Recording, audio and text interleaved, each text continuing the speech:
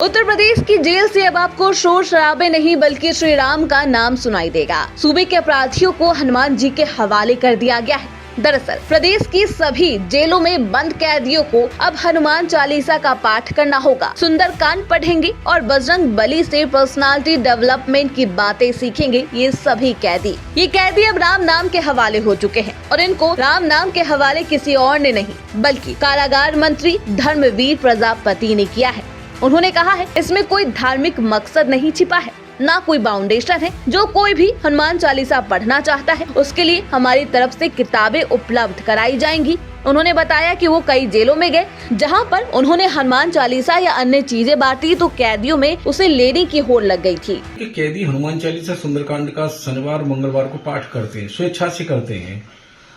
नवरात्रों में जब हम मिष्ठान और फल वितरण करने गए वहाँ सुंदरकांड की हमारे पास कुछ पुस्तकें थी। हमने जब बांटी तो कैदियों में स्पर्धा देखी हमने, और वो ये सोच रहे थे कि कहीं मैं न रह जाऊं, क्योंकि हमारे पास पुस्तकें कम थी, कैदियों की व्रत वालों की संख्या ज्यादा थी। ऐसे ही फिर हमने मथुरा में और आगरा में जब बांटी तो वहां भी स्पर्धा देखी। तो ऐसा कोई उद्देश्य इसमें नहीं है कि जबरदस्ती किसी पे हनुमान चालीसा सुंदरकांड पढ़ने के लिए कहा जाए। स्वेच्छा से जो पढ़ना चाहे वो पढ़े और पढ़ते हैं। सुंदरकांड हनुमान चालीसा का पाठ शनिवार मंगलवार को जेलों में करते हैं कैदी।